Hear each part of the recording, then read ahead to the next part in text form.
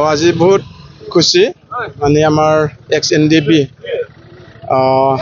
জাতিৰ কাৰণে বা বিপ্লব কাম কৰেছিল এক্স এনডিপি হাতৰ হাতচাৰ লৈ পেলাই আমার এক্স এনডিপি যত এনআই কেস যেটো লাগিছিল এনআই কেসত কমাব 8 বছর 9 10 বছর 12 বছর এনেকা হয়েছিল।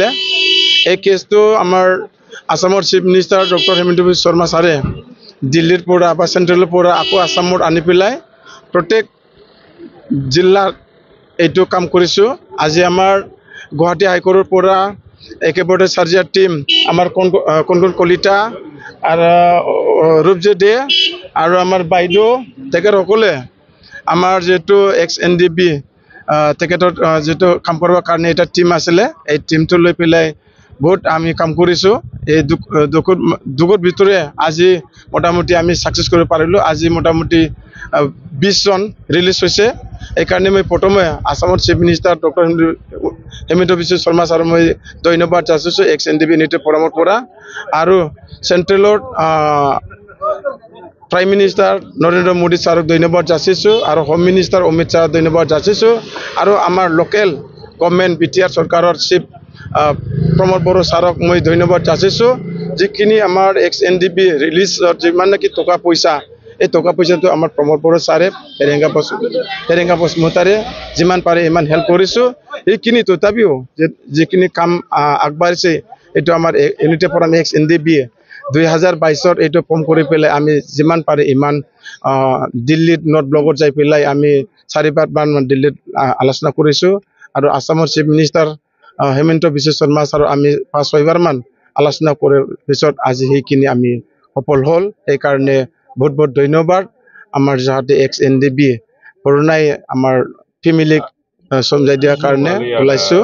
সেইকাৰণে মই ধন্যবাদ যাচিছোঁ আৰু আং দিনैहाय जोबोद खुसि जोबोद मोजां मोनदों। আপোনালোকৰ প্ৰতিষ্ঠাপক চেয়াৰমেন ৰঞ্জন ডিমাৰী টিয়াৰ নাপা তেখেতৰ মুকলি আকাশৰ আহাটো আপোনালোকে বিচাৰি আহ্বান কৰিব না ৰঞ্জন ডিমাৰী ছাৰটো ৰিলিজটো হ'ব আমি আশাবাদী।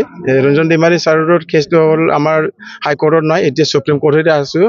এতিয়া আমাৰ মোটামুটি অক্টোবৰ বা নৱেম্বৰ ভিতৰত আমি নতুনকৈ ৰিভিউ কৰি পেলাই ছাৰৰ বেল অৰ্ডাৰৰ কাৰণে আমি প্ৰচেছ কৰি আছোঁ আৰু ডক্টৰ হেমন্ত বিশ্ব শৰ্মাৰ লগত আমি অলৰেডি আলোচনা কৰা হৈছোঁ আৰু যোৱা 2024 ছেপ্টেম্বৰত লাষ্ট আমি চিফ মিনিষ্টাৰ ছাৰৰ লগত আলোচনা কৰিছিলোঁ যে চিফ মিনিষ্টাৰে আমাক এটা প্ৰতিশ্ৰুতি দিছে আসামৰ পৰা যিমান নেকি ন অবজেকশ্যন লিটাৰ লাগে ফাউণ্ডাৰ প্ৰেচিডেণ্ট ৰঞ্জন ডিমাৰী ওলাবৰ কাৰণে সেইটো আমি ছাপোৰ্ট কৰিম।